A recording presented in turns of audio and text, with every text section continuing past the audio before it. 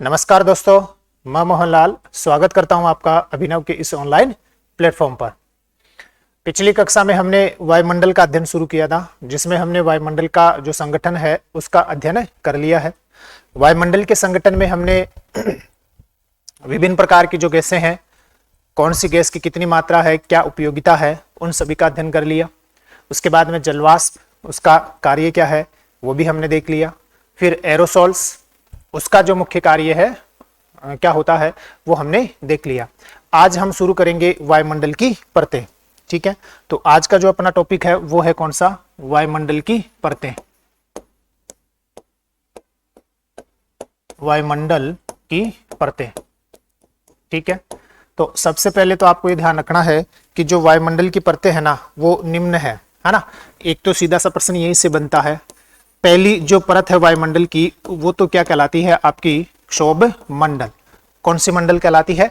क्षोभ मंडल। ये वायुमंडल की क्या है? आपकी पहली परत है। ठीक है, जिसको अंग्रेजी में क्या बोलते हैं, है ना, इसको ट्रोपोस्फियर बोलते हैं।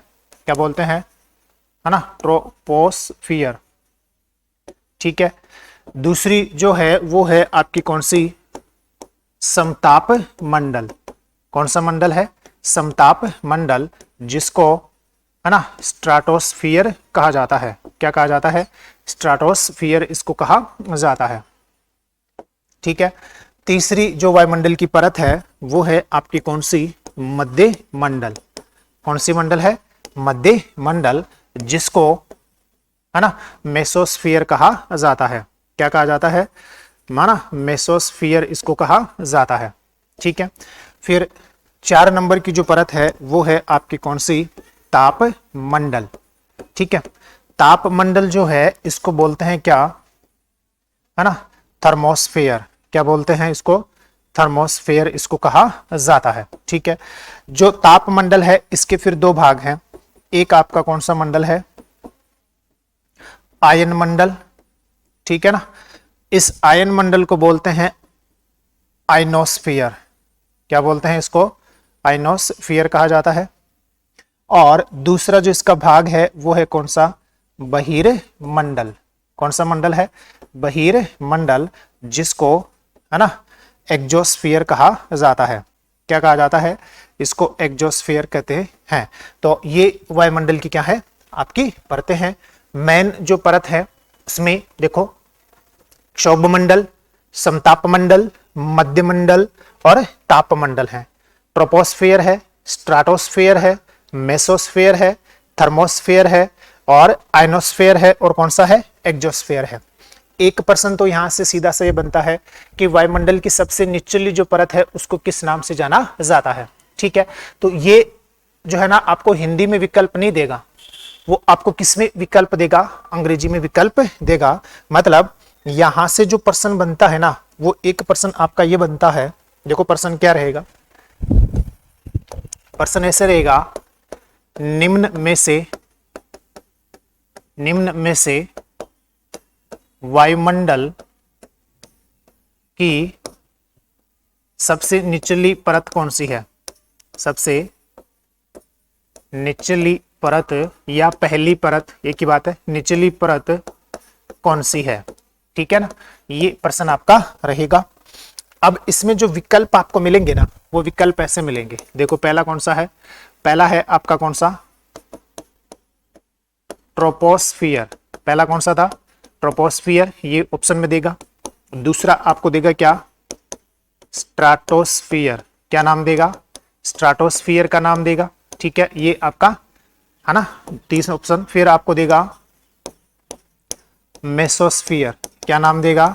मेसोस्फियर नाम देगा। और एक आपको देगा कौन सा? देखो आइनोस्फियर। तो ये इसलिए इसके जो नाम है ना वो आपको ध्यान में रखने अनिवार्य है। तो वायुमंडल की सबसे जो निचली परत है वो आपकी कौन सी है? ट्रोपोस्फियर है। कौन सी है? ट्रोपोस्फियर, जिसको क्षोभ मंडल कहा जाता है। क्या कहा जाता है? क्षोभ मंडल कहा जाता है। ये आपको ध्यान में रखना है। ठीक है, तो देखिएगा इधर से शुरू करें। ये तो अपना कौन है? पृथ्वी। ये तो अपनी कौन है? ये तो अपनी पृथ्वी है। ठीक है। अब पृथ्वी के चारों ओर जो वायुमंडल है, उस वायुमंडल की जो पहली परत है, पृथ्वी के चारों ओर जो आपका वायुमंडल है, उस वायुमंडल की जो पहली परत है ये वाली, ये तो है आपकी कौन सी, ये तो है आपकी क्षोभ मंडल। अरे ये तो कौन सी है, क्षोभ मंडल लिखा हुआ है, देखो इधर कौन सा, क्षोभ मंडल मतलब ट्रोपोस्फेयर, ठीक है। फिर दूसरी जो परत है ना, वो है आपकी कौन सी, समताप मंडल। ये है आपकी 2 नंबर वाली, और इसका नाम क्या है, समताप मंडल है। और इसका नाम देखो यहां लिखा हुआ है कौन सा, समताप मंडल, जिसका नाम क्या है, स्ट्राटोस्फियर। क्या नाम है, स्ट्राटोस्फियर, ठीक। फिर अगली जो परत है वो देखिएगा, ये रही आपकी अगली परत, जिसका नाम क्या है, मध्य मंडल। क्या नाम है ये है आपका कौन सा, मध्य मंडल। और ये अच्छा, पहले इसने ओजोन, ये ओजोन मंडल भी दिया है, जो कहाँ है, आपके समताप मंडल में है। किसमें है, समताप मंडल में। तो ये जो मंडल दिया है ना, इन्होंने ये नाम दिया है किसका, ओजोन मंडल का। किसका नाम दिया है, ओजोन मंडल का दिया है, ठीक है, जो समताप मंडल में है। किसमें है, समताप मंडल में, ठीक। फिर ये जो परत दे रखी है ना, ये रहा मध्य मंडल, तो ये आपका कौन सा मंडल हो गया, मध्य मंडल है, ठीक। फिर उसके बाद में जो दे रखा है वो है आयनोस्फीयर। कौन सा है, आपका आयनोस्फीयर है, ठीक है। और आयनोस्फीयर के बाद में ये नाम दे दिया आपका कौन सा, ताप मंडल, और ये दे दिया कौन सा, आयनोस्फीयर, ठीक है। मतलब इस प्रकार से है, देखो ये सबसे पहली जो परत है, देखो ध्यान से, ये आपका दे रखा है, ये जो सबसे पहली जो परत दे रखी है ना, ये देखो, ये जो आपकी सबसे पहली परत दे रखी है, ये है आपकी कौन सी, क्षोभ मंडल, है ना। ये आपका कौन सा मंडल है, क्षोभ मंडल है, ठीक है। आपको नजर आ रहा होगा, ठीक है ना। तो देखो जरा, यहां से शुरू करते हैं। ये वाली जो रेखा है ये क्षोभ मंडल है, ये भी क्षोभ मंडल, ठीक। फिर ये जो है ना आपका कौन सा हो गया, समताप मंडल है, ठीक है। फिर ये जो है आपका कौन सा हो गया, मध्य मंडल। फिर ये जो है आपका कौन सा हो गया, है ना, मेसोस्फीयर मतलब मध्य मंडल। और ये हो गया आपका कौन सा, थर्मोस्फीयर मतलब आयन मंडल। और ये लास्ट आपका कौन सा हो गया, एक्सोस्फीयर हो गया, ठीक है। मतलब ये हो गया, देखो हालांकि इन्होंने जो ऊंचाई दी है ना, उसमें थोड़ा सा क्या है, गड़बड़ है, तो वो गड़बड़ है वो हम सही कर लेंगे। ये पहली लाइन है आपकी, ठीक है, मतलब ये क्षोभ मंडल हो गया, ठीक है। फिर ये देखो यहां आपको दे रखा है कौन सा, 50 किलोमीटर, तो यहां जो आपकी लाइन आ जाएगी ये वाली, ये है आपका कौन सा, है ना, समताप मंडल। फिर ये यहां 80 किलोमीटर पर दे रखा है कौन सा, मेसोस्फीयर। फिर ये 400 किलोमीटर पर दे रखा है कौन सा आपका, है ना, थर्मोस्फीयर वाला भाग। अब यहां आपको ये ध्यान देना है कि यहां ये जो डॉट डॉट में लाइन दे रखी है ये ट्रोपोस्फास की है, ये डॉट डॉट डॉट में लाइन दे रखी है ये स्ट्राटोस्फास की है, ये डॉट डॉट में लाइन दे रखी है ये आपका कौन सा है, मेसोस्फीयर है, और यहां कुछ नहीं दे रखा है, ठीक है। मतलब ये पहली परत है ना, ये आपकी कौन सी परत है, पहली परत है। ये आपकी कौन सी है, दूसरी परत है। ये आपकी कौन सी है, तीसरी परत है। ये आपकी कौन सी है, चौथी परत है। ये आपकी कौन सी है, पांचवी परत है। हालांकि इसने आयन मंडल नहीं दे रखा है, इसमें क्या नहीं दे रखा है, इन्होंने आयन मंडल नहीं दे रखा है, लेकिन हम उसकी क्या कर लेते हैं, अपना नया डायग्राम बनाकर उसकी चर्चा कर लेते हैं, ठीक है। तो देखो हम ऐसे मान लेते हैं कि ये अपना कौन सा वाला भाग है, ठीक है। यहां तो हमने मान लिया ये भूमध्य रेखा है, ये कौन सी रेखा है, ये भूमध्य रेखा है, ठीक है। और ये वाले जो भाग हैं ये हैं आपके कौन से, ध्रुव वाले भाग हैं। ये कौन से वाले भाग हैं, ठीक है, ध्रुव वाले भाग हैं। अब देखिएगा इधर, अब अगर अपन देखें तो जो पहली लाइन मैं खींच रहा हूं ये इस प्रकार की लाइन रहेगी, है ना, ये आपकी क्या रहेगी, इस प्रकार की लाइन आपकी रहेगी, ठीक है ना। ये यहां तक ये आपकी इस प्रकार की रेखा रहेगी, ठीक। अब इसका मतलब ये है कि ये आपका क्षोभ मंडल है, ठीक है।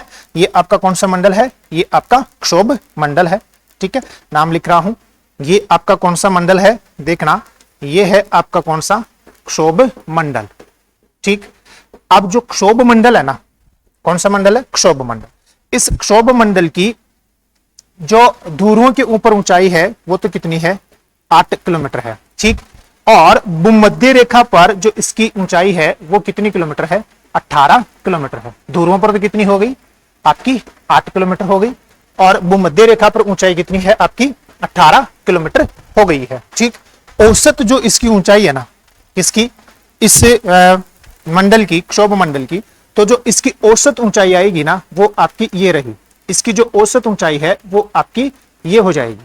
ये होने का मतलब ये है कि इसकी औसत जो ऊंचाई है वो कितनी किलोमीटर है आपकी 13 किलोमीटर है। कितनी किलोमीटर है आपकी 13 किलोमीटर इसकी क्या है औसत ऊंचाई है। ठीक है, मतलब ये ध्यान रखना है आपको कि अगर हम किसकी बात करें, क्षोभ मंडल की बात करें, तो क्षोभ मंडल की जो औसत ऊंचाई है ना, यहां लिख रहा हूं, ये क्षोभ मंडल की कौन सी ऊंचाई है, औसत ऊंचाई है। तो क्षोभ मंडल की धरातल से औसत जो ऊंचाई है वो कितनी है 13 किलोमीटर है। ध्रुवों पर जो इसकी ऊंचाई है वो कितनी है 8 किलोमीटर है। ठीक है ना, ध्रुवों पर ऊंचाई कितनी है आपकी 8 किलोमीटर है। और भूमध्य रेखा पर इसकी जो ऊंचाई है ना वो कितनी है आपकी 18 किलोमीटर है। ठीक है, ध्यान रख लोगे, फिर से सुनना। क्षोभ मंडल की धरातल से औसत ऊंचाई कितनी है आपकी 13 किलोमीटर है। ध्रुवों पर जो इसकी ऊंचाई है वो कितनी है 8 किलोमीटर है। और भूमध्य रेखा पर इसकी जो ऊंचाई है वो कितनी है आपकी 18 किलोमीटर है। कितनी किलोमीटर है 18 किलोमीटर है। ठीक है, फिर आगे चलें तो ये जो है ना इसके आगे का जो हिस्सा आएगा, ध्यान से देखना, इसके आगे का जो 1.5 से 2 किलोमीटर का जो हिस्सा होता है ना, ये 1.5 से कितने किलोमीटर का 2 किलोमीटर का ये जो हिस्सा है, ठीक है ना, ये वाला जो हिस्सा है जो मैं आपको ड्रा कर रहा हूं, ये वाला जो भाग है ना इसको बोलते हैं क्षोभ सीमा। ये क्या कहलाता है आपका, ये कहलाता है क्षोभ सीमा।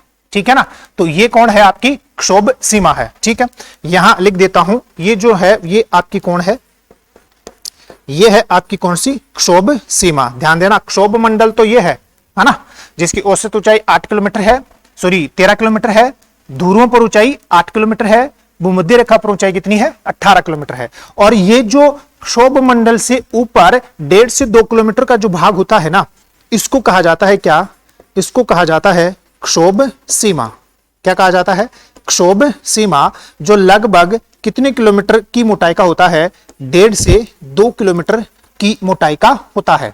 कितनी किलोमीटर की 1.5 से 2 किलोमीटर की मोटाई का होता है। ठीक है, आगे जितनी भी विशेषताएं हैं उनकी चर्चा बाद में करेंगे। ये आपका पहला डायग्राम है। ठीक, फिर दूसरे में कोई दिक्कत नहीं होने वाली है। दूसरे में अगर अपन बात करें धरातल से कितनी किलोमीटर, धरातल से 50 किलोमीटर का जो भाग है, धरातल से कितना 50 किलोमीटर का जो भाग है, इसको बोला जाता है क्या, तो ये है आपका कौन सा मंडल, इसको बोलते हैं समताप मंडल। कौन सा मंडल है, समताप मंडल है। ठीक, इस समताप मंडल से फिर वही ऊपर जो आपका 1.5 से 2 किलोमीटर का जो भाग है ना, ये वाला, इसको बोला जाता है क्या, इसको बोला जाता है समताप सीमा। ये क्या कहलाएगा, ध्यान देना, ये कहलाएगा क्या, समताप सीमा।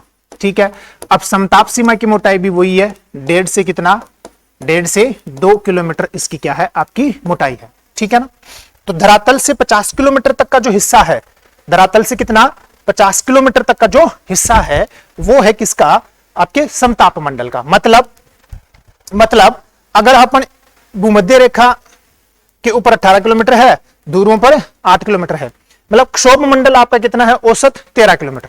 तो 13 किलोमीटर से लगाकर अगर अपन देखें कहां तक, इस क्षोभ, इस 50 किलोमीटर तक, है ना, तो लगभग अगर देखें तो 33 किलोमीटर जो मोटाई है ना भाई, 13 से है, लगभग 37 किलोमीटर जो मोटाई है ना वो किसकी है, 37 किलोमीटर जो मोटाई है वो किसकी है, वो आपकी समताप मंडल की है। औसत जो आपकी मोटाई है समताप मंडल की, वापस से सुनना, समताप मंडल की ऊंचाई धरातल से तो कितनी है 50 किलोमीटर है ना, लेकिन धरातल से औसत 13 किलोमीटर तक तो कौन है, क्षोभ मंडल है। तो इस 13 किलोमीटर से ऊपर ही तो कौन आएगा, समताप मंडल आएगा। कितनी किलोमीटर तक, 50 किलोमीटर तक। तो 13 किलोमीटर तो हो गया आपका कौन, क्षोभ मंडल। अब 13 के बाद में जो 37 किलोमीटर का जो भाग है वहां आपका कौन आ गया, समताप मंडल। तो समताप मंडल की जो मोटाई है वो कितनी की हुई, 37 किलोमीटर की। लेकिन समताप मंडल की ऊंचाई धरातल से कितने किलोमीटर की है, तो धरातल से है कितने किलोमीटर की, 50 किलोमीटर की। ठीक है, दूसरा, भूमध्य रेखा से समताप मंडल की जो मोटाई है वो कितनी है, तो वो देख लो, ये 18 किलोमीटर है और इसकी ऊंचाई कितनी है 50 किलोमीटर है। तो भूमध्य रेखा से ये कितना हो गया, लगभग 32 किलोमीटर मोटा हो गया। और ध्रुवों से अगर देखोगे तो 8 किलोमीटर तक आपका कौन है, क्षोभ मंडल है, और शेष में आपका कौन आ जाएगा, समताप मंडल, मतलब 42 किलोमीटर मोटा हो गया। ठीक है ना, ये ध्यान रखना, वापस से सुनना, वापस से देखना। धरातल से 50 किलोमीटर तक कौन है आपका, समताप मंडल है। धरातल से 50 किलोमीटर तक कौन है, समताप मंडल है। लेकिन धरातल से औसत 13 किलोमीटर तक कौन है, धरातल से औसत आपका 13 किलोमीटर तक कौन है, क्षोभ मंडल है। ठीक, तो इस 13 किलोमीटर के बाद में 50 किलोमीटर तक कौन है, समताप मंडल है। तो समताप मंडल की औसत जो मोटाई है वो कितनी हुई, 13 किलोमीटर हुई है। ठीक है, कितनी किलोमीटर हुई है आपकी, 13 किलोमीटर हुई है। कितनी किलोमीटर हुई है, 13 किलोमीटर। ठीक, फिर आगे चले। धरातल से 80 किलोमीटर का जो भाग है, धरातल से कितना, 80 किलोमीटर तक का जो भाग है, धरातल से कितना है, 80 किलोमीटर तक का जो भाग है, ये है आपका कौन सा मंडल, ये है आपका मध्य मंडल। ठीक है, वही मध्य मंडल में यहां भी क्या मिलेगा आपको, मध्य सीमा मिलेगी। क्या मिलेगी रे, आपकी मध्य सीमा मिलती है। ठीक है, तो ये हो गई आपकी कौन सी सीमा, मध्य सीमा। वही कितनी किलोमीटर मोटी है, 1.5 से 2 किलोमीटर इसकी मोटाई है। ठीक है, अब देखो धरातल से 80 किलोमीटर तक कौन है, मध्य मंडल है।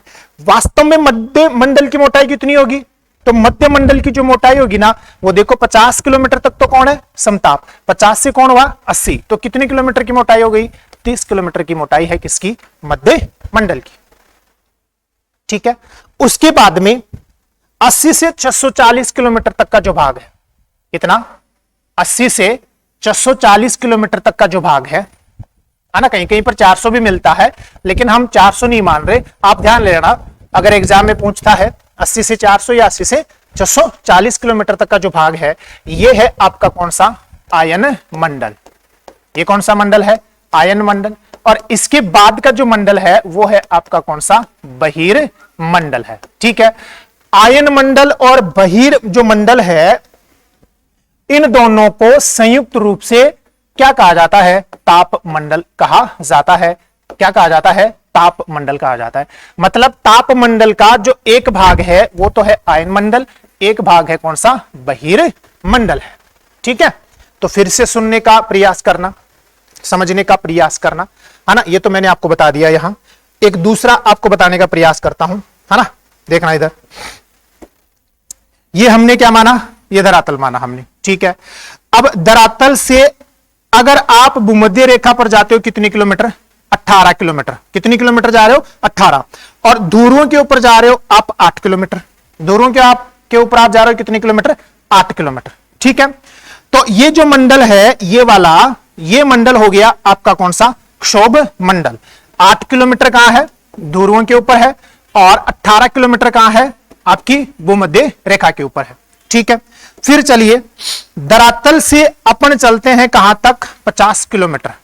धरातल से अपन कहां चलते हैं, 50 किलोमीटर चलते हैं। ठीक है, ध्रुवों से चलेंगे 50 किलोमीटर, भूमध्य रेखा से भी चलेंगे 50 किलोमीटर। ठीक है, तो ये जो मंडल है 50 किलोमीटर तक का, ये हो गया आपका कौन सा, ध्यान देना, 50 किलोमीटर, ये हो गया आपका कौन सा, समताप मंडल।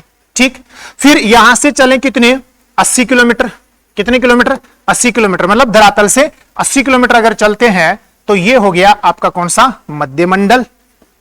फिर यहां से 640 या 400 किलोमीटर, 640 या कितना, 400 किलोमीटर चलते हैं, मतलब धरातल से 640 चले तो वो हो गया आपका कौन सा मंडल, आयन मंडल। ये हो गया आपका कौन सा, आयन मंडल। और इसके बाद का जो है ना वो कौन है, आपका बहिर मंडल है। ठीक है ना, एक बार फिर से देख लेना, लास्ट बता रहा हूं। धरातल से औसत 13 किलोमीटर की ऊंचाई तक कौन है, क्षोभ मंडल है। कौन सा मंडल है, आपका क्षोभ मंडल है। 13 किलोमीटर की ऊंचाई तक औसत।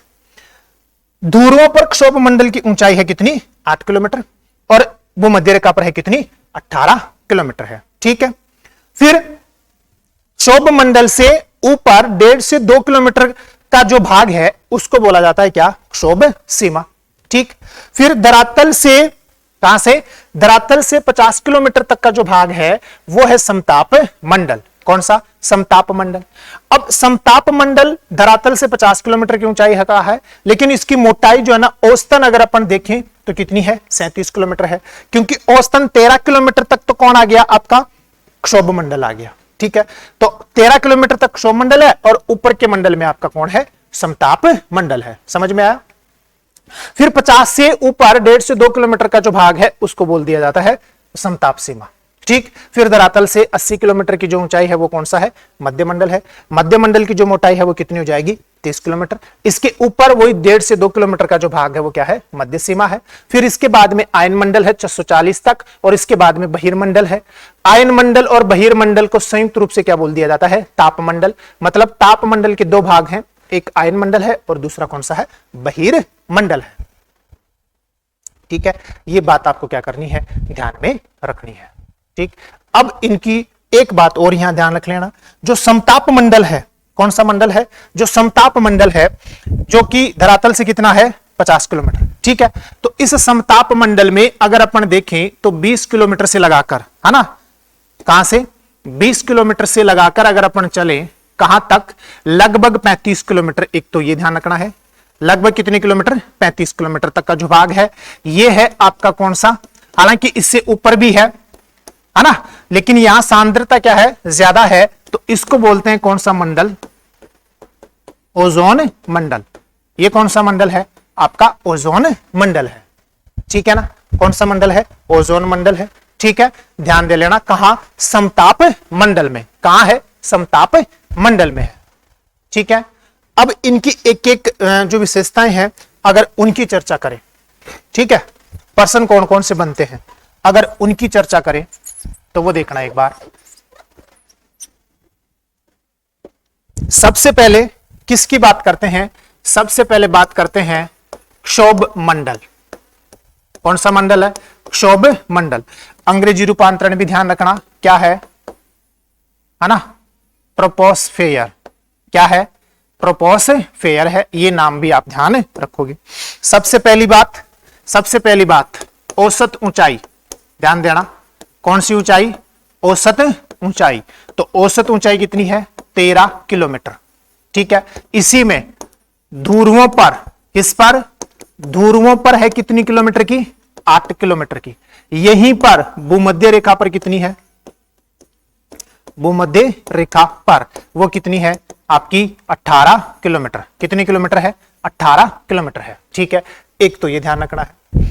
दूसरा, इसके उपनाम ध्यान रखने हैं। इसके क्या? उपनाम, है ना, उपनाम। इसको सहवनीय मंडल भी कहते हैं। कौन सा मंडल भी कहते हैं? ध्यान दे लेना, इसको सहवनीय मंडल भी कहा जाता है। ठीक है, पहली बात, इसको परिवर्तन मंडल भी कहा जाता है। कौन सा मंडल भी कहा जाता है? परिवर्तन मंडल भी इसको कहा जाता है। सहवनीय मंडल भी कहा जाता है और परिवर्तन मंडल भी इसको कहा जाता है। किसको? क्षोभ मंडल को। ठीक है ना। अगली बात क्या ध्यान रखनी है कि भूमध्य रेखा पर इसकी ऊंचाई कितनी है? 18 किलोमीटर। क्यों? तो भूमध्य रेखा पर क्षोभ मंडल की ऊंचाई ज्यादा होने का जो कारण है, भाई भूमध्य रेखा पर सूर्य की किरणें वर्ष भर सीधी पड़ती है, लंबवत पड़ती है, जिसके कारण से भूमध्य रेखा पर सहवनीय धाराएं उत्पन्न होती हैं। कौन सी धाराएं? सहवनीय धाराएं उत्पन्न होती हैं। और सहवनीय धाराएं जो होती है ना, वो हमेशा लंबवत गति करती हैं। कौन सी गति करती है? लंबवत गति, जिसके कारण से भूमध्य रेखा पर क्षोभ मंडल की क्या बढ़ जाती है? ऊंचाई बढ़ जाती है। ठीक है, तो भूमध्य रेखा पर इसकी ऊंचाई ज्यादा होने का जो कारण है वो देखना। ज्यादा ऊंचाई होने का कारण क्या हुआ? सहवनीय धाराएं। कौन सी धाराएं हैं? सहवनीय धाराओं के कारण। सहवनीय धाराओं के कारण, है ना, भूमध्य रेखा पर क्षोभ मंडल की ऊंचाई क्या है? ज्यादा है। क्यों? क्योंकि सहवनीय धाराएं हमेशा ऊर्ध्वाधर गति करती हैं, लंबवत गति करती हैं। ठीक है ना, ये आपको क्या करना है? ध्यान रखना है। ठीक है, फिर अगली बात ये और भी ज्यादा महत्वपूर्ण। क्षोभ मंडल में ऊंचाई पर, क्षोभ मंडल में ऊंचाई पर, ऊंचाई की ओर जाने पर, है ना, ऊंचाई की ओर जाने पर तापमान में कमी होती है। तापमान में क्या होती है? कमी होती है, ध्यान रखना। क्षोभ मंडल में जैसे जैसे अपन ऊपर की ओर जाएंगे वैसे वैसे तापमान में क्या होती है? कमी होती है। ये ध्यान रखना, तापमान में क्या होती है? कमी होती है ना।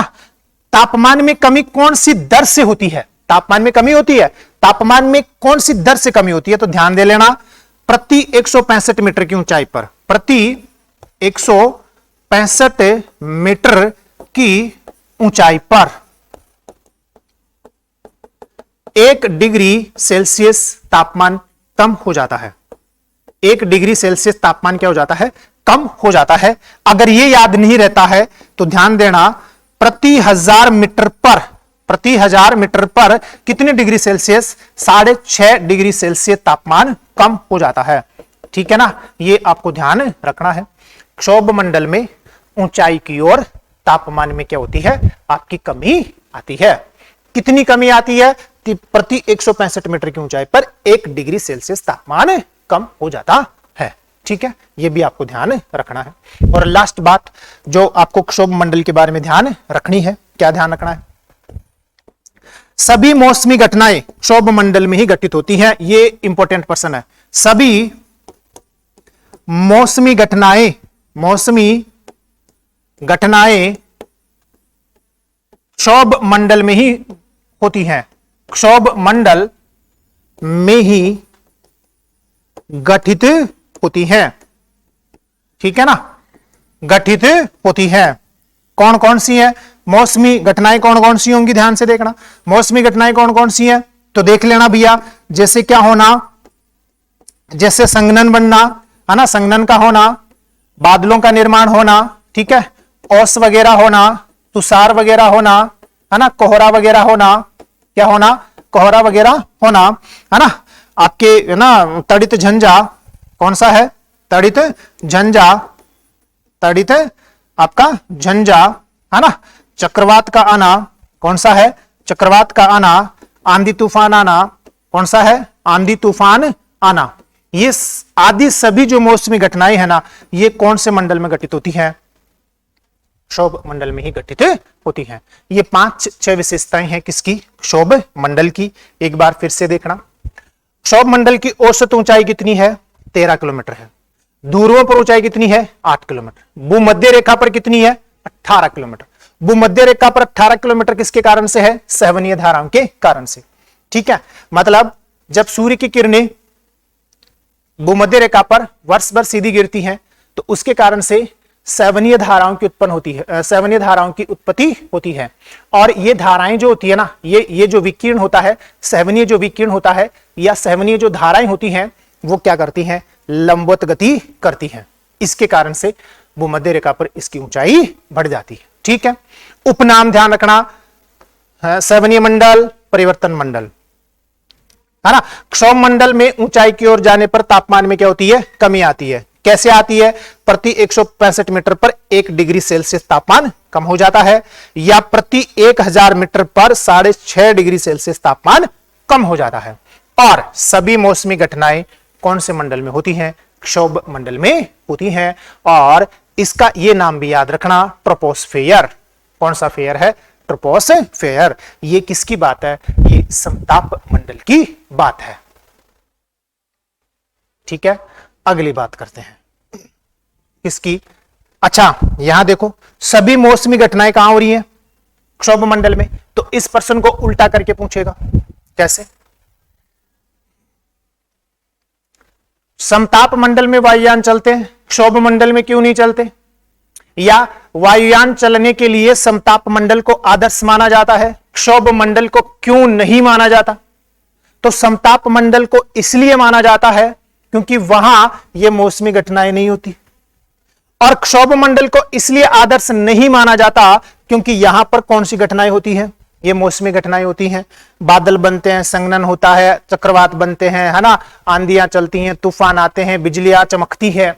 ठीक है ना, ये सारी मौसमी घटनाएं किसमें होती हैं? क्षोभ मंडल में। इसलिए यहां वायुयान चलने के लिए आदर्श दशाएं उपलब्ध नहीं है। कौन से मंडल में है? समताप मंडल में है। क्यों है? क्योंकि वहां ये सभी मौसमी घटनाएं नहीं होती हैं। ठीक है, ध्यान रख लीजिएगा। किसकी बात करें? समताप मंडल। ठीक है,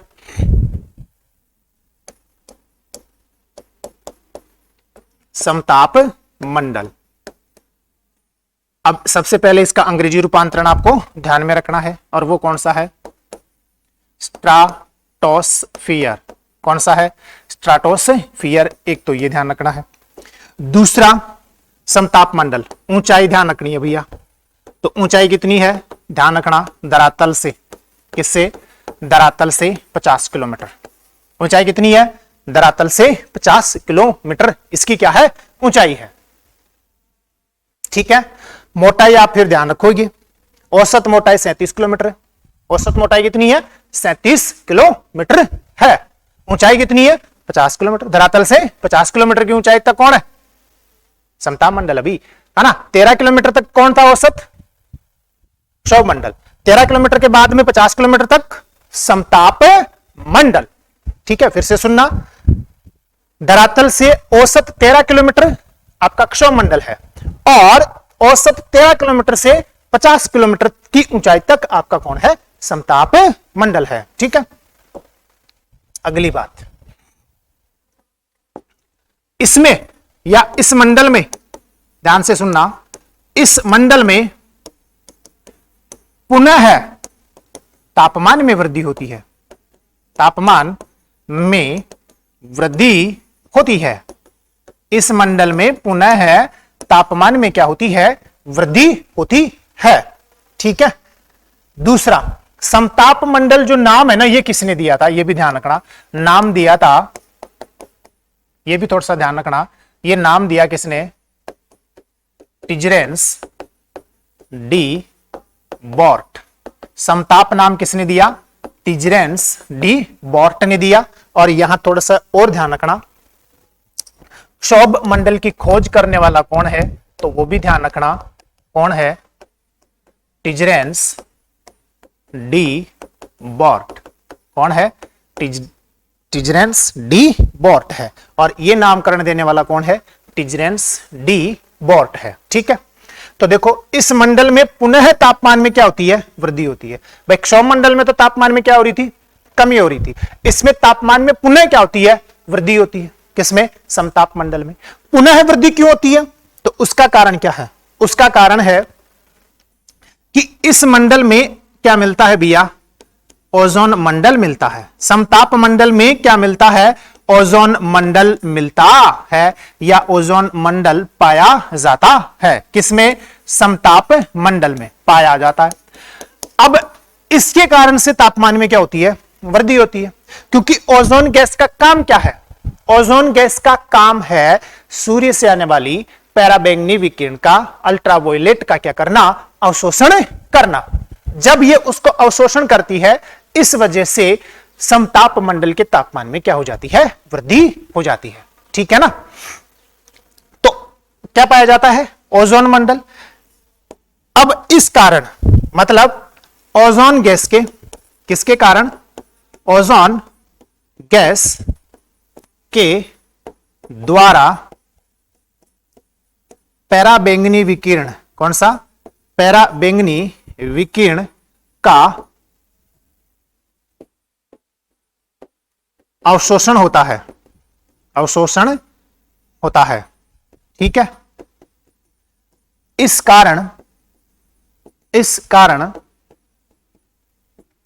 तापमान में वृद्धि होती है। तापमान में क्या? वृद्धि होती है। ठीक है ना, ये भी आपको ध्यान रखना है। और लास्ट बात जो आपको इसके बारे में ध्यान रखना है कि वायुयान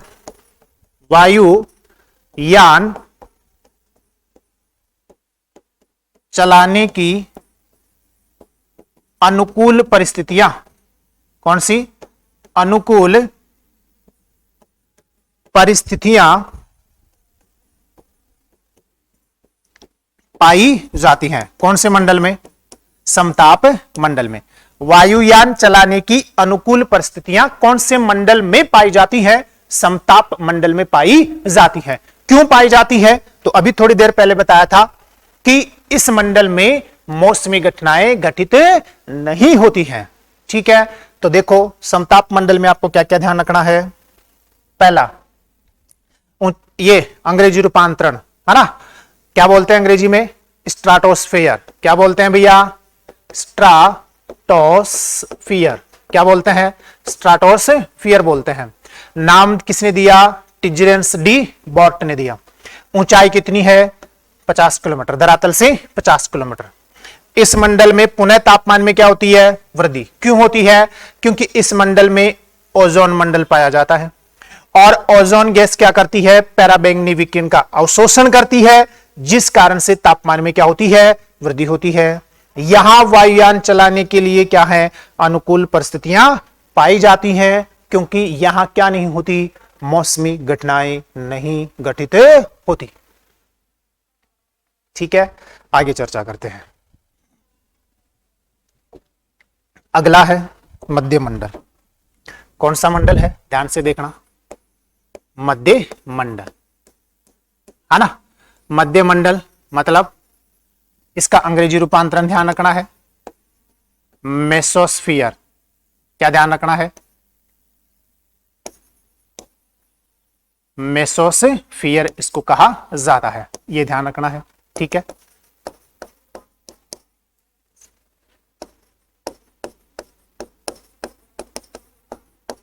कौन सा फियर है? मेसोस्फियर। ठीक है, इसको कहते हैं। इसमें बस दो ही बातें हैं। पहली बात, ऊंचाई ध्यान में रखनी है भैया। धरातल से कितने किलोमीटर ऊंचा है भैया? 80 किलोमीटर ऊंचा है। ठीक है, और दूसरी बात ध्यान रखनी है, इस मंडल में पुनः तापमान में कमी होती है। इस मंडल में पुनः तापमान में कमी होती है। कौन से मंडल में? आपके मध्य मंडल में। क्यों होती है भैया? इस मंडल में पुनः तापमान में कमी क्यों होती है? तो उसका कारण यह है कि इस मंडल में है ना, वायुमंडल या वायुमंडल ही ध्यान रखना। इस मंडल में वायुमंडल में मतलब इस वायुमंडल में, ठीक है ना, कौन से में? इस वायुमंडल में या इस वायुमंडल की परत में, इस वायुमंडल की परत में घनत्व कम हो जाता है। घनत्व कम हो जाता है। ठीक है, मतलब यहां पहुंचते पहुंचते जो गैसों की सघनता है वो भी कम हो जाती है, जलवाष्प की जो मात्रा है वो भी क्या हो जाती है? कम हो जाती है, और एरोसोल्स की जो मात्रा है वो भी क्या हो जाती है? कम हो जाती है। इस वजह से इसमें पुनः तापमान में क्या होती है? कमी होती है। ठीक है, तो क्या क्या ध्यान रखना है? ऊंचाई ध्यान रखनी है, और इसमें पुनः तापमान में क्या होती है? कमी होती है। और ये नाम याद रखना है, कौन सा? मेसोस्फेयर। ठीक है ना। और लास्ट आपका बचता है कौन सा? लास्ट देखना, लास्ट है थर्मोस्फेयर, मतलब तापमंडल। कौन सा मंडल है भैया? तापमंडल। ठीक है, जिसको क्या बोलते हैं रे? थर्मोस्फेयर। कौन सा है? थर्मोस्फेयर। थर्मोस्फेयर। ठीक है, अब देखो इसके कितने भाग हैं? थर्मोस्फेयर के दो भाग हैं। पहला है कौन सा? आयन मंडल। कौन सा मंडल है भैया? आयन मंडल, जिसको क्या बोलते हैं? आयनोस्फियर। क्या बोलते हैं? आयनोस्फियर। सबसे पहले किसकी बात करें? आयन मंडल की बात करें। ठीक, आयन मंडल में क्या है? देखो, सबसे पहले इसकी ऊंचाई आपको ध्यान में रखनी है। तो ऊंचाई कितनी है? कुछ मानते हैं कि ये 640 किलोमीटर तक है, और कुछ इसकी ऊंचाई मानी जाती है कितनी? 400 किलोमीटर इसकी ऊंचाई मानी जाती है। कोई सा एक ध्यान रखना है ना। तो ऊंचाई कितनी हो गई? 640 किलोमीटर। ठीक, पुनः तापमान में वृद्धि होती है। पुनः तापमान में वृद्धि होती है। ठीक है ना, पुनः तापमान में क्या होती है? इसमें वृद्धि होती है। ठीक है, यहां तापमान में वृद्धि का कारण क्या है? क्योंकि इस मंडल में क्या मिलते हैं? ध्यान देना, इस मंडल में विद्युत आवेशित कण पाए जाते हैं। विद्युत आवेशित कण पाए जाते हैं। ठीक है, ये बात आपको ध्यान में रखनी है। कौन से कण पाए जाते हैं? विद्युत आवेशित कण पाए जाते हैं। यहां से ध्यान से देखना, विद्युत आवेशित कण पाए जाते हैं। इस कारण एक ज्योति की उत्पत्ति होती है या प्रकाश की उत्पत्ति होती है। ज्योति की उत्पत्ति होती है ना, जिसे उत्तरी ध्रुवीय क्षेत्र में, जिसे उत्तरी ध्रुवीय क्षेत्र में अरोरा बोरियोलिस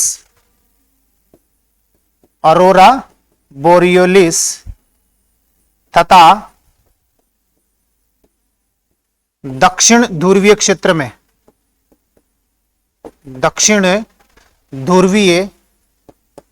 में अरोरा ऑस्ट्रेलियस कहते हैं। क्या कहते हैं? अरोरा ऑस्ट्रेलियस कहते हैं। ठीक है, ये आपको ध्यान में रखना है। मतलब देखो, ये सबसे ज्यादा महत्वपूर्ण है। एक तो कौन सा? अरोरा बोरियोलिस कहां होता है? आयनमंडल में। और कौन से क्षेत्र में होता है? उत्तरी ध्रुवीय क्षेत्र में होता है। दूसरा आपको ध्यान में रखना है कौन सा? दूसरा आपको ध्यान में रखना है अरोरा ऑस्ट्रेलियस। ये कहां कहलाता है? दक्षिणी ध्रुवीय क्षेत्र में। ये नाम आपको ध्यान रखने हैं, है ना, क्योंकि ये प्रश्न पूछता है अरोरा बोरियोलिस उत्तरी ध्रुवीय क्षेत्र में। कौन से में? उत्तरी ध्रुवीय क्षेत्र में। और अरोरा ऑस्ट्रेलियस ये दक्षिणी ध्रुवीय क्षेत्र में कहलाता है। ठीक है, और एक सबसे महत्वपूर्ण बात किसकी? इस आयन मंडल की। क्या? धरातल से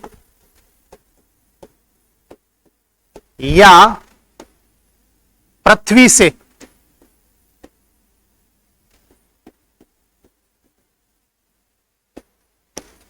भेजी जाने वाली रेडियो तरंगे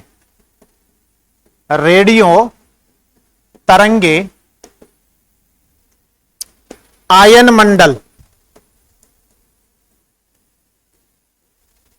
से ही परावर्तित होकर पुनः धरातल या पृथ्वी पर लौटती हैं। ठीक है, मतलब यह ध्यान रखना है कि जो रेडियो तरंगे है ना, कौन सी तरंगे हैं? रेडियो तरंगे, वो आयन मंडल से ही क्या होती हैं? परावर्तित होती हैं, है ना। मतलब धरातल से भेजे जाने वाली जो रेडियो तरंगे हैं वो कहां से परावर्तित होकर पुनः धरातल पर लौटती हैं? तो कहां से परावर्तित होकर? वो आपके आयन मंडल से ही परावर्तित होकर पुनः कहां लौटती हैं? धरातल पर। जिसके कारण से कौन सा सिस्टम काम करता है? तो ध्यान रख लेना, इसी कारण